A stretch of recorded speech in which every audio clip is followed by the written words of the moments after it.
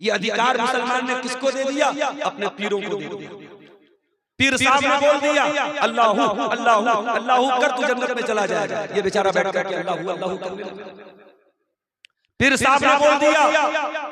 अभी एक साहब तकरीर कर रहे थे, मैंने सुना कि बड़े पीर शेख अब्दुल कादिर जिलानी का एक धोबी था, उनका कपड़ा धोता था, उनका मुरीद था। वो बेचारा जब मर गया, जब कब्र में गया, मुनकर नकीर आए, सवाल पूछा तेरा रब कौन है, तेरा दीन क्या है, तेरा मजहब क्या है, तेरा रसूल कौन है?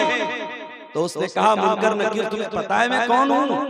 मैं शेख अब्दुल कादिर जिलानी का बड़े पीर साहब का मुरीद हूँ, उनका धोबी हूँ। मुनकर नकीर बेचारे डर के भाग गए, डर के भागे, सवाल नहीं पूछा, इससे पूछने की जरूरत नहीं है। ये अकीदा और ये नजरिया और ये आइडियोलॉजी लोगों के दिमाग में बिठाई है। मेरे प्यारे साथियों, यहाँ जनाब मोहम्मद रसूलुल्लाह सल्लल्लाहु अलैहि वसल्लम अपनी बेटी फातिमा से कहते हैं या फातिमा, ऐ मेरी बेटी, अनक़िज़ी नफ़्सकी मिनन नार, तू अपने आप को जहन्नम की आग से बचा। ऐ मेरी बेटी फातिमा, ला उगनी अन्की मिनल्लाहि शैआ, मैं अल्लाह के अज़ाब के मुकाबले में तेरी कोई मदद नहीं कर सकता, तेरे कोई काम नहीं आ सकता। ऐ मेरी बच्ची, तू अल्लाह के अज़ाब से अपने आप को बचा ले। नबी तो अपनी बेटी को बचाने का हुक्म दे रहे, नबी कह रहे मैं तेरे काम नहीं आऊंगा। यहाँ बड़े पीर साहब का धोबी बेचारा कब्र में ताव दिखा रहा है कि साहब तुम मुझसे सवाल क्यों कर रहा है, मैं तो बड़े पीर साहब का मुरीद हूँ। ये अकीदा और ये नजरिया अवाम के दिलों में क्यों बिठाया गया मेरे प्यारे साथियों? क्योंकि अवाम बेचारी भोली भाली है, सीधी सादी है, न वो ला इलाहा इल्लल्लाह का मतलब जानती है, न मोहम्मद रसूलुल्लाह। मुसलमान बिरयानी की पतीली के आगे सजदा करे, कब्र के आगे सजदा करे, जानवर के आगे सजदा करे, पीर बाबा के आगे सजदा करे। मुसलमान पक्का तौहीद वाला है। मुसलमान ऊंचों पर ताव देके कहता है साहब मैं तो मुसलमान हूँ, जन्नत तो मेरे बाप नहीं। आपको समझना पड़ेगा इस्लाम की पहली बुनियाद क्या है? ला इलाहा इल्लल्लाह, अल्लाह के सिवा कोई मुश्किल कुशा नहीं है, अल्लाह के सिवा कोई बीमारी को दूर करने वाला नहीं है, अल्लाह के सिवा कोई कारोबार को चलाने वाला नहीं है, अल्लाह के सिवा कोई रोजी देने वाला नहीं है, अल्लाह के सिवा कोई बिगड़ी बनाने वाला नहीं है। गौस आज़म कौन? अल्लाह। दस्तगीर कौन? अल्लाह। मुश्किल कुशा कौन? अल्लाह। गरीब नवाज कौन? अल्लाह। बंदा नवाज कौन? अल्लाह। बिगड़ी बनाने वाला कौन? अल्लाह। मुसीबत को करने वाला कौन? अल्लाह। सैलाब से बचाने वाला कौन? अल्लाह। आपके दिल की धड़कन चलाने वाला कौन? अल्लाह।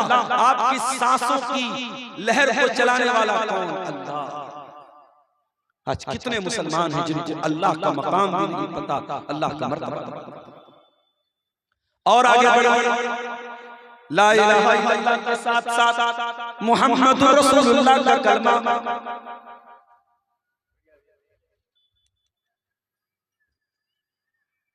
ला इलाहा इल्लल्लाह के साथ साथ मोहम्मद रसूलुल्लाह का कलमा भी पढ़ना है। हमें रसूल किसको मानना है? मोहम्मद सल्लल्लाहु अलैहि वसल्लम। और रसूल किसको कहते हैं? रसूल उसको कहते हैं वमा यंतिकु अनिल हवा, कि रसूल अपनी मर्जी से कुछ नहीं बोलते। इन हुवा इल्ला वह्यु यूहा, रसूल की जबान से जो भी निकलता है वो अल्लाह का हुक्म होता है, वो अल्लाह का कानून होता है। इस मामले में मुसलमान ने धोखा खाया। ये अधिकार मुसलमान ने किसको दे दिया? अपने पीरों को दे दिया। पीर साहब ने बोल दिया अल्लाहू अल्लाहू अल्लाहू कर तू जन्नत में चला जाएगा। ये बेचारा बैठ करके अल्लाहू अल्लाहू करने लगा। पीर साहब ने बोल दिया। अभी एक साहब तकरीर कर रहे थे, मैंने सुना कि बड़े पीर शेख अब्दुल कादिर जिलानी का एक धोबी था, उनका कपड़ा धोता था, उनका मुरीद था।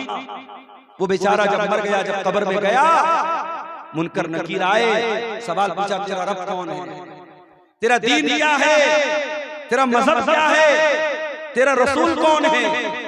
तो उसने कहा मुनकर नकीर तुम्हें पता है मैं कौन हूँ? मैं शेख अब्दुल कादिर जिलानी का बड़े पीर साहब का मुरीद हूँ, उनका धोबी हूँ। मुनकर नकीर बेचारे डर के भाग गए, डर के भागे सवाल नहीं पूछा का इससे कुछ पूछने की जरूरत नहीं है। ये अकीदा और ये नजरिया और ये आइडियोलॉजी लोगों के दिमाग में बिठाई गई। मेरे प्यारे साथियों, यहाँ जनाब मोहम्मद रसूलुल्लाह सल्लल्लाहु अलैहि वसल्लम अपनी बेटी फातिमा से कहते हैं, या फातिमा, ऐ मेरी बेटी, अनक़िज़ी नफ़्सकी मिनन नार, तू अपने आप को जहन्नम की आग से बचा ले। ऐ मेरी बेटी फातिमा, ला उगनी अन्की मिनल्लाहि शैआ, मैं अल्लाह के अज़ाब के मुकाबले में तेरी कोई मदद नहीं कर सकता, तेरे कोई काम नहीं आ सकता। ऐ मेरी बच्ची, तू अल्लाह के अज़ाब से अपने आप को बचा ले।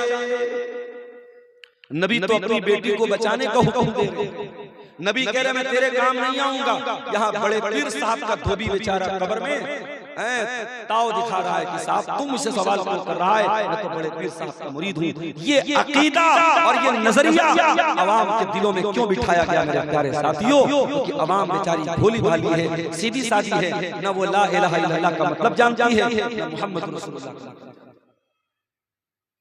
और आगे इस्लाम का दूसरा सुतून क्या है? वह इक़ामिस सलाह, नमाज कायम करना।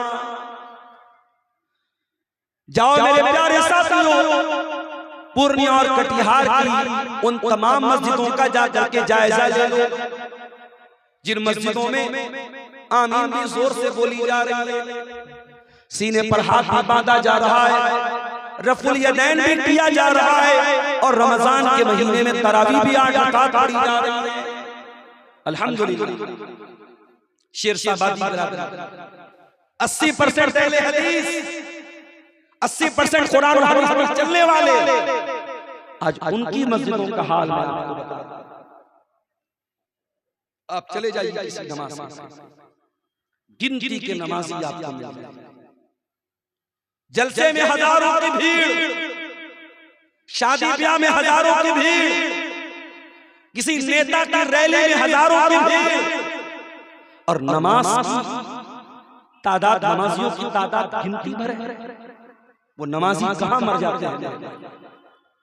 कुरान कहता है ये मुनाफिक की पहचान है, ये अल्लाह के दुश्मन की पहचान है। व इज़ा कामू इलस्सलाति कामू कुसाला। मुनाफिक जब नमाज के लिए खड़ा होता है, बड़ी मुश्किल से खड़ा होता है। युराऊनन नासा, वो लोगों को दिखाने के लिए नमाज पढ़ता है। वला यज़कुरूनल्लाह इल्ला कलीला, और मुनाफिक तो अल्लाह को बहुत कम याद करता है। मुनाफिक अल्लाह को याद करता है। कुरान कहता है मोमिन तो वो लोग हैं, रिजालुन ला तुलहीहिम तिजारतुन वला बैउन अन ज़िक्रिल्लाह। अल्लाह के नेक बंदे तो वो हैं, अल्लाह के जन्नती बंदे तो वो हैं, अल्लाह के परहेजगार बंदे तो वो हैं। उनका कारोबार, उनका लेन देन, उनका बिजनेस उनको नमाज से गाफिल नहीं करता है। वो बिजनेस भी करते हैं, वो कारोबार भी करते हैं, और नमाज का टाइम आता है तो नमाज पढ़ते हैं। अरे आप क्या कारोबार करते हैं? आपसे बड़ा बड़ा कारोबार दुनिया के और मुल्कों में होता है। सऊदी अरब में आप चले जाइए, मदीना, नबी के शहर मदीना में आप जाइए, सामने मस्जिद नबवी है और तमाम दुकानें खुली हुई हैं। हय्या अलस सलाह की आवाज आती है, दुकान बंद, और सारे दुकानदार जाते हैं और मस्जिद में नमाज पढ़ते हैं। क्या उनकी दुकान नहीं चल रही है? क्या उनका कारोबार नहीं हो रहा है? क्या वो पैसा नहीं कमा रहे हैं? मेरे प्यारे साथियों, अल्लाह कह रहा है मेरे मुत्तकी बंदे वो हैं कि उनका कारोबार, उनका लेन देन उनको नमाज से गाफिल नहीं करता। और आगे बढ़िए, इस्लाम की 5 बुनियादों में तीसरी बुनियाद क्या है? वह ईताइज़ ज़कात, ज़कात अदा करना। आज कितने मुसलमान हैं जो अपने माल की सही ज़कात अदा करते हैं? गवर्नमेंट का टैक्स देना है तो गवर्नमेंट पूरी पाई ले रही है, बिजली घर में लगाई है, बिजली का मीटर लगा है, और अल्लाह ताला ने आपके माल में जो हक बनाया है जिसको ज़कात बोलते हैं, आपको पता भी नहीं कि हमारे ऊपर ज़कात कितनी फर्ज है। कोई हिसाब नहीं, कोई कैलकुलेशन नहीं, जितनी मर्जी आई, जितना मन में आया रमजान के महीने में ज़कात निकाल दी। मेरे प्यारे साथियों, ज़कात ना निकालने की वजह से बहुत सारी मुसीबतें आती हैं, बहुत सारी आफतें आती हैं। अल्लाह के प्यारे नबी फरमाते हैं, वलम यमयम ज़कात अम्वालिहिम, जब किसी कौम के लोग अपने माल की ज़कात नहीं निकालते हैं, इल्ला मुनउल क़त्र मिनस समा, उस कौम के ऊपर अल्लाह आसमान से बारिश को नाज़िल करना बंद कर देता है, सूखा पड़ जाता है, कहत साली पड़ जाती है, बारिश नाज़िल होना बंद हो जाती है। वो हालात भी बिहार की सरजमीन पर हमने बार बार देखे हैं कि सूखा पड़ गया, बारिश नहीं हो रही है, लोग परेशान हैं। मेरे अजीजों, अगर आप अपने माल की सही ज़कात नहीं निकालेंगे, अल्लाह की तरफ से कुदरती आफत। और याद रखिए, आपको 100 रुपये में 2.5 रुपया देना है, 1 लाख रुपये में आपको 2,500 रुपये देना है। ये 2,500 रुपये जो आपके माल की ज़कात है, अगर आपने नहीं निकाला, आपके पास 1 लाख रुपया है, आपने सोचा कि 2,500 ज़कात निकाल देंगे तो हमारा पैसा कम हो जाएगा, हमारा पैसा 97,500 हो जाएगा।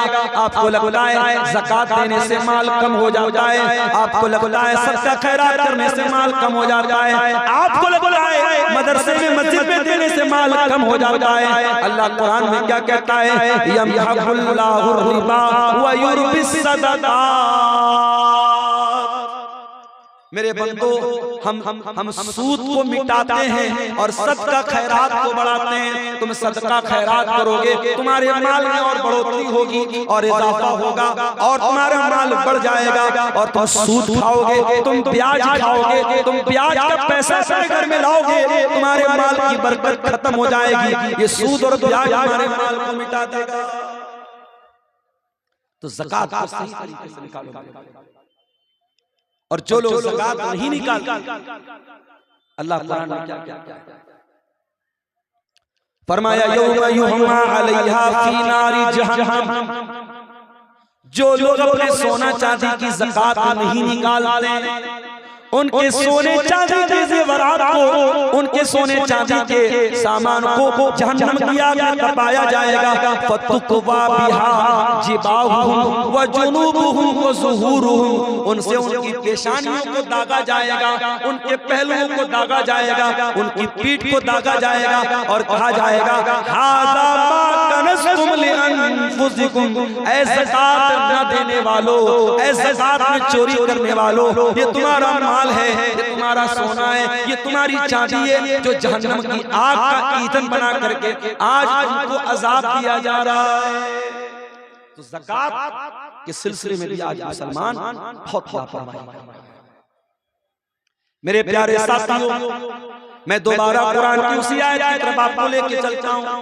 कुरान क्या कहता है, या अय्युहल्लज़ीना आमनू दुखुलू फिस्सिल्मि काफ़ा, ऐ ईमान वालों, तुम अल्लाह के दीन में पूरे के पूरे दाखिल हो जाओ, पूरे के पूरे।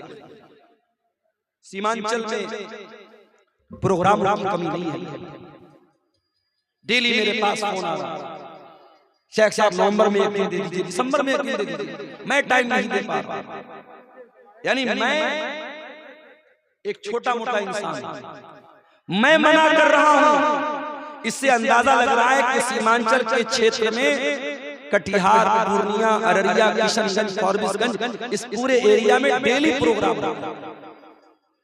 इतने प्रोग्राम होने के बावजूद हमारे दिल में न तो अल्लाह का डर पैदा होता है, न हमारी स्थिति में कोई परिवर्तन हो रहा है, न हमारे हालात में कोई तब्दीली हो रही है। इसका मतलब ये हुआ कि हम इस्लाम के अंदर पूरे के पूरे दाखिल हैं। इसलिए कि कुरान क्या कहता है, इन्नमल मुमिनूना अल्लज़ीना इज़ा ज़ुकिरल्लाहु वजिलत कुलूबुहुम, अरे मोमिन तो वो होते हैं, ईमान वाले तो वो होते हैं, जब अल्लाह का नाम उनके सामने लिया जाए तो वो कांप जाते हैं, उनका दिल कांप जाता है, उनका दिल डर जाता है, उनका दिल लड़ जाता है। आज हर जलसे में, हर तकरीर में, उर्दू में, बंगला में, अलग अलग उलमा, अलग अलग मुकर्रिरीन अल्लाह का नाम ले रहे हैं, अल्लाह से डरा रहे हैं, मगर हमारे दिलों के अंदर कोई चेंजिंग नहीं आ रही है, कोई परिवर्तन नहीं आ रहा है, कोई तब्दीली नहीं आ रही है। मोमिन तो वो है, ईमान वाले तो वो है, अल्लाह का नाम लिया जाए तो उनका दिल कांप जाए। मेरे प्यारे साथियों, आप बुखारी की वो हदीस अपने सामने रखिए।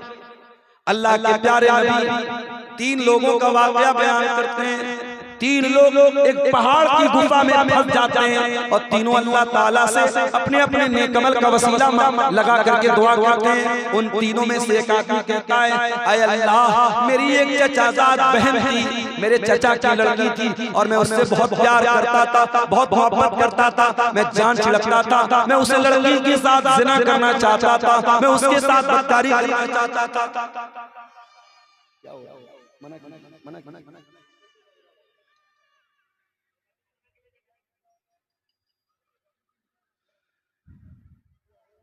वो इंसान कहता है कि ऐ अल्लाह, मैं अपने चचा की लड़की से बहुत ज्यादा मोहब्बत करता था और मैं उसके शरीर को हासिल करना चाहता था, उसके साथ अपनी वासना को पूरी करना चाहता था, उसके साथ अपनी हवस को पूरी करना चाहता था। एक बार ऐसा हुआ, सूखा पड़ गया, लोग अनाज के दाने दाने को तरस गए। वो चचा की लड़की मेरे पास आई, उसने मुझसे 100 दीनार मांगे। मैंने उसकी मजबूरी का फायदा उठाया। मैंने कहा, मैं 100 दीनार तुझे देने को तैयार हूं, मैं तेरी मदद करने को तैयार हूं, मगर मैं तेरी इज्जत का सौदा करूंगा। मैं 100 दीनार दूंगा और बदले में तू मुझे अपनी इज्जत मेरे हवाले करे। उसके वो लड़की इस मजबूरी में तैयार हो गई। वो आदमी कहता है, जब मैं उस लड़की के साथ ये गलत काम करने का मैंने इरादा कर लिया, मैंने ज़िना करने का इरादा कर लिया, मैंने बदकारी करने का इरादा कर लिया, ऐ अल्लाह, ऐन मौके पर उस लड़की के मुंह से निकला, इत्तक़िल्लाह, ऐ अल्लाह के बंदे, अल्लाह से डर, वला तफ़ुद्दल खातम इल्ला बिहक़्क़िही, और जिस चीज का तुझे हक नहीं है, जिस चीज का तुझे अधिकार नहीं है, उस चीज को तू इस्तेमाल न कर। मैं तेरी बीवी नहीं हूँ, मैं तेरे निकाह में नहीं हूँ, मैं तेरे लिए हलाल नहीं हूँ, तू मेरे साथ ये काम मत कर। ऐ अल्लाह, उस लड़की ने जब तेरा नाम ले लिया, तेरा नाम उस लड़की की ज़बान से जब मैंने सुना, ऐ अल्लाह, मैंने जल्दी से गुनाह का इरादा छोड़ दिया, मैंने गुनाह का इरादा तर्क कर दिया, उस लड़की को 100 दीनार भी दे दिया और उसको छोड़ दिया। ऐ अल्लाह, अगर ये अमल मैंने तुझको खुश करने के लिए किया है तो ऐ अल्लाह, हमारी इस मुसीबत को दूर कर दे। अल्लाह के नबी फरमाते हैं, बुखारी की रिवायत है, उस इंसान की दुआ के बाद चट्टान हट गई, वो चट्टान हट गई गुफा के रास्ते से और तीनों इंसान उस गार में से निकल गए। मेरे प्यारे साथियों, ये मोमिन की पहचान है, मोमिन की पहचान। मोमिन के सामने अल्लाह का नाम लिया जाए तो मोमिन का दिल कांप जाए, मोमिन का दिल लरस जाए, ये मोमिन की पहचान। वइज़ा तुलियत अलैहिम आयातुहु ज़ादतहुम ईमाना, और मोमिन की पहचान क्या है? जब उसके सामने अल्लाह की आयतें पढ़ी जाती हैं, जब मोमिन के सामने कुरान पढ़ा जाता है, ज़ादतहुम ईमाना, उसके ईमान की बैटरी चार्ज हो जाती है, उसका ईमान बढ़ जाता है, उसके ईमान का लेवल हाई हो जाता है। कुरान तो आज भी पढ़ा जा रहा है, जलसों में पढ़ा जा रहा है, तकरीरों में पढ़ा जा रहा है, आज कुरान तरावी की नमाज में भी पढ़ा जा रहा है, मगर कुरान को सुन करके आज हमारे ईमान का लेवल क्यों नहीं बढ़ रहा है? कुरान तो कहता है मोमिन की पहचान ये है, वइज़ा तुलियत अलैहिम आयातुहु ज़ादतहुम ईमाना। मोमिन की पहचान तो ये है, मोमिन के सामने जब कुरान पढ़ा जाए मोमिन का ईमान बढ़ जाता है। मेरे प्यारे साथियों, अपनी आंखों से मैंने ये मंजर देखा, मक्का के अंदर खाने काबा के पास नमाज हो रही है, अल्लाह अकबर, हरम का माहौल है और खाने काबा के करीब में नमाज कोई इंसान पढ़ रहा है। और आप जानते हैं कि इमाम हरम की आवाज कैसी होती है, इमाम हरम का लहजा कैसा होता है। जितने भी हरम के इमाम हैं सबका अपना बड़ा प्यारा प्यारा अंदाज है। मुझे याद आया, हरम के एक इमाम हैं, उनका नाम बंदर बिन बलीला है। हरम के मक्का के इमामों में एक इमाम का नाम बंदर, बंदर हमारे उर्दू वाला बंदर नहीं, अरबी में बंदर नाम चलता है, बंदर बिन बलीला उनका नाम है। वो कुरान की तिलावत कर रहे हैं और तहज्जुद की नमाज चल रही है। हरम का मंजर है, कुरान पढ़ा जा रहा है, रात का सन्नाटा है और मैंने अपनी आंखों से देखा इमाम जब अज़ाब वाली आयतों के ऊपर पहुंचा है। मुझे तो थोड़ी बहुत अरबी ज़बान आती है। जब अज़ाब की आयतें मेरे सामने आई, मेरा दिल कांपने लगा, मेरी आंखों से आंसू बहने लगे। लेकिन मैंने क्या देखा, नमाज के बाद मैंने देखा कि पूरी सफ में कई लोग रो रहे हैं। उसमें अफ्रीका का काला भी है, उसमें अमेरिका का गोरा भी है, उसमें बांग्लादेश का बंगाली भी है, उसमें इंडिया का इंडियन भी है। मेरे प्यारे साथियों, कुरान की अजमत है, कुरान की बरकत है। उनकी अपनी जबान नहीं है, उनकी अपनी लैंग्वेज नहीं है, वो कुरान को समझ नहीं रहे हैं, मगर कुरान जब पढ़ा जाता है वो सीधे दिल पर चोट करता है, कुरान दिल पर अपील करता है। और अगर कुरान आपके दिल को अपील न करे और कुरान से आपके दिल पर कोई असर न हो तो अपने ईमान की खैर मनाइए। इसलिए कि अल्लाह कह रहा है मोमिन तो वही लोग होते हैं जब उनके सामने हमारी आयतें पढ़ी जाती हैं उनका ईमान। उसके बाद फरमाया व अला रब्बिहिम यतवक्कलून, और ईमान वालों की एक पहचान ये भी है कि वो अपने रब के ऊपर भरोसा करते हैं। उनका भरोसा लाल काले पीले धागों पर, उनका भरोसा किसी तावीज पर नहीं होता, उनका भरोसा किसी गंडे पर नहीं होता, उनका भरोसा किसी धागे पर नहीं होता, उनका भरोसा अल्लाह। अब आइए वो हदीस भी आपको सुना देता हूं।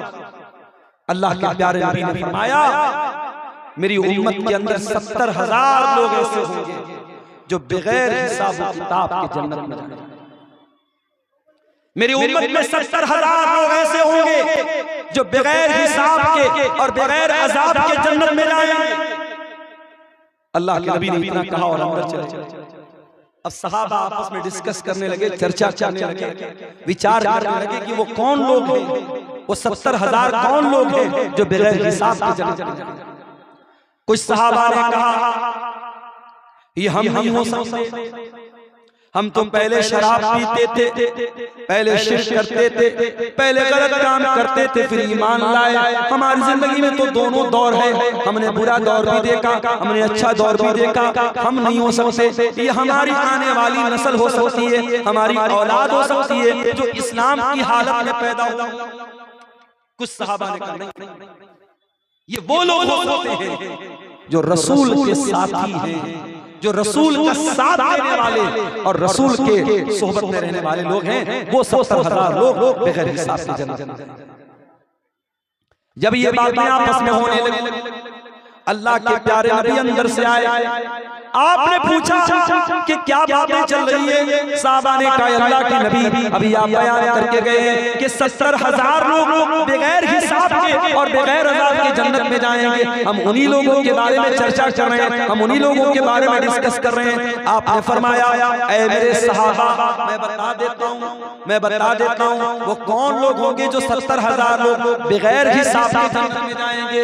आपने फरमाया हुमुल्लज़ीना ला यरऊन वला यस्तरऊन वला यततय्यरून वला यतगून। आपने फरमाया 70,000 लोग जो बगैर हिसाब किताब के जन्नत में जाएंगे, उनकी 4 निशानियां। पहली निशानी वो झाड़ फूक नहीं करवाएंगे। दूसरी निशानी वो किसी चीज से बुरा शुगुन नहीं लेंगे, किसी चीज को मनहूस नहीं समझेंगे। तीसरी निशानी वला यतमून, वो अपने बदन को तकवा करके इलाज नहीं करेंगे। और चौथी निशानी व अला रब्बिहिम यतवक्कलून, वो अपने रब के ऊपर भरोसा करेंगे। ये 4 चीजें जिनके अंदर पाई जाएंगी वो अल्लाह ताला की अदालत में बगैर हिसाब के जन्नत में जाएगा।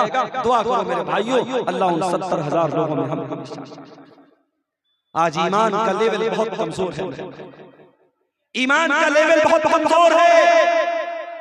आज हमारी कौम की बेटियां, हमारी बहनें आज बेपर्दा घूम रही हैं, टिकटॉक पर वीडियो बना रही हैं, इंस्टाग्राम पर स्टोरी बना रही हैं, फेसबुक पर आप किसी पूर्णिया और कटिहार की मुसलमान लड़कियों के पेज हैं, उनकी आईडी है, लाख लाख उनके व्यूज मिल रहे हैं और दुनिया तमाशा देख रही है। ये मुसलमान लड़की है, ये कुरान को मानने वाली कौम की बेटी है, ये मोहम्मद रसूलुल्लाह का कलमा पढ़ने वाली लड़की है। इसका नाम फातिमा है, इसका नाम आयशा है, इसका नाम ज़ैनब है और ये अपने शरीर का प्रदर्शन कर रही है, अपने जिस्म की नुमाइश कर रही है। आज ये हालात क्यों है मेरे भाइयों?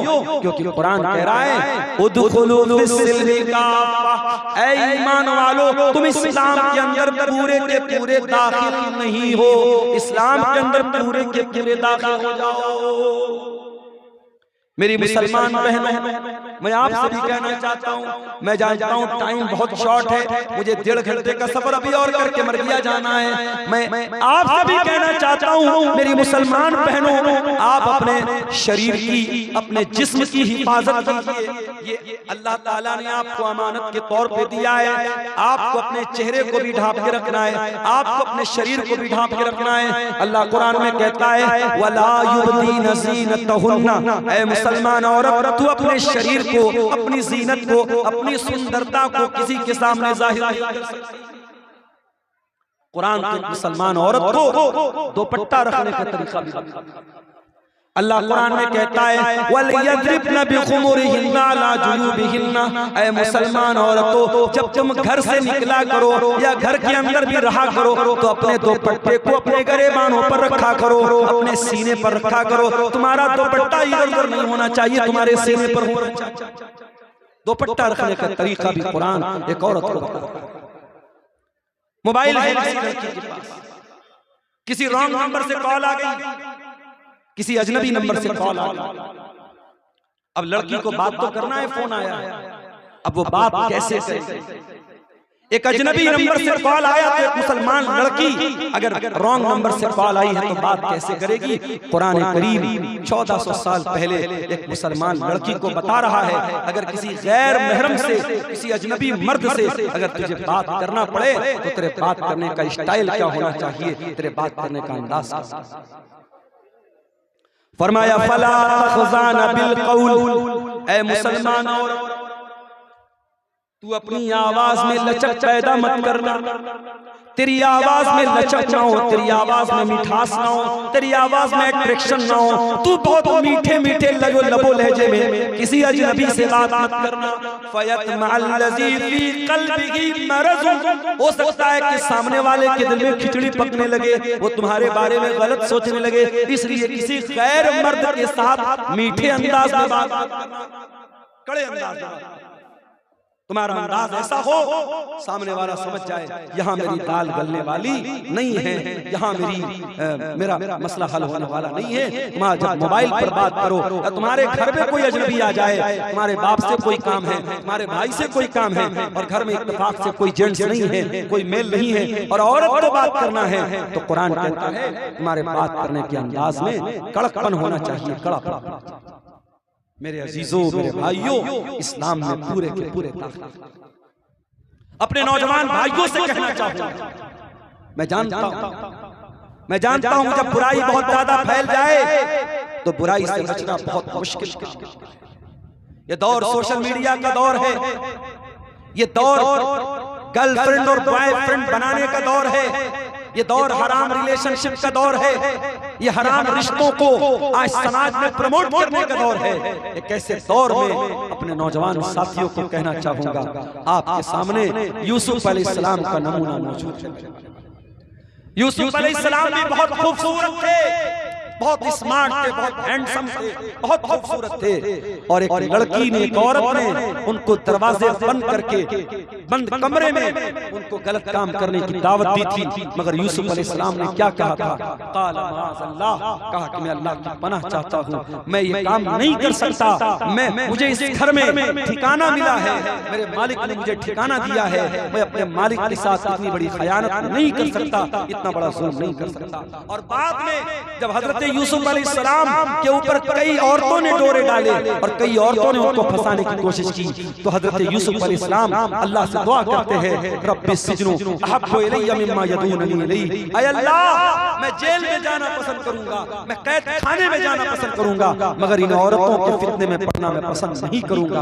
अपने नौजवान भाइयों से कहना चाहूंगा, उदखुलू फिस्सिल्मि काफ़ा, आओ इस्लाम में पूरे के पूरे दाखिल हो जाओ, पक्के मुसलमान बनो, मजबूत मुसलमान बनो, अपने ईमान को मजबूत करो। तुम्हारा ईमान इतना कमजोर न हो कोई लड़की आई लव यू बोल दे तुम्हारा ईमान पिघल जाए, कोई लड़की मोहब्बत का इकरार कर दे तुम अपने ईमान से समझौता कर लो। अपनी बहनों से भी कहना चाहूंगा, अपने भाइयों से भी कहना चाहूंगा, पाक दामन बनो।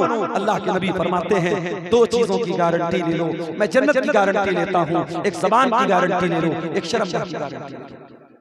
और आखिरी बात, हम जानते हैं आज का ये प्रोग्राम चंदे का प्रोग्राम है, मदरसे का प्रोग्राम, और आप ये भी जानते हैं मेरी बहुत बड़ी मजबूरी है, मुझे अभी 8 बजे के पहले पहले यहाँ से निकलना भी है। मैं जानता हूँ जलसे का जो मेन टाइम है उस टाइम मैं आपके बीच में नहीं रहूंगा, मगर ये जलसा आपके गांव का है, ये जलसा आपके इलाके का है, इस जलसे को कामयाब करना आपकी जिम्मेदारी है। और जलसा कामयाब तब होगा जब आप दिल खोल करके यहाँ आएंगे और इस मदरसे में अपना ताउन देंगे, अपना चंदा देंगे, अपना दान देंगे। और मैं एडवांस में आपके लिए दुआ करके जाता हूँ, जितने भाई आज इस मदरसे के अंदर ताउन करेंगे, अपना दान देंगे, अपना चंदा देंगे, मैं उनके लिए दुआ करके जाता हूँ, अल्लाह उनकी तमाम दुनिया की मुसीबतों को दूर कर दे, अल्लाह उनको दुनिया और आखिरत में हर मुसीबत से महफूज रखे। अगर वो उनके घर में कोई बीमार है, अल्लाह उनको शिफाए कामिल अता फरमाए। मेरे प्यारे साथियों, हालात इस कदर नाजुक हैं, इस वक्त फितनों का दौर है और हमें इन फितनों के दौर में अपने ईमान को बचाना है, अपने बच्चों को दीनी तालीम देना है। और ये मदरसे ये वाहिद ऑप्शन है जहाँ हमारे मदरसों को हमारे बच्चों को दीनी तालीम मिलती है। इन मदरसों को बचाना, इन मदरसों के वजूद को बचाना ये हमारी जिम्मेदारी है। दुआ है अल्लाह ताला से हमें इस मदरसे का ताउन करने की तौफीक अता फरमाए। रब्बुल आलमीन हमें कहने सुनने से ज्यादा अमल करने की तौफीक दे। आमीन। व आखिर दावाना अनिल हम्दुलिल्लाहि रब्बिल आलमीन। अस्सलामु अलैकुम।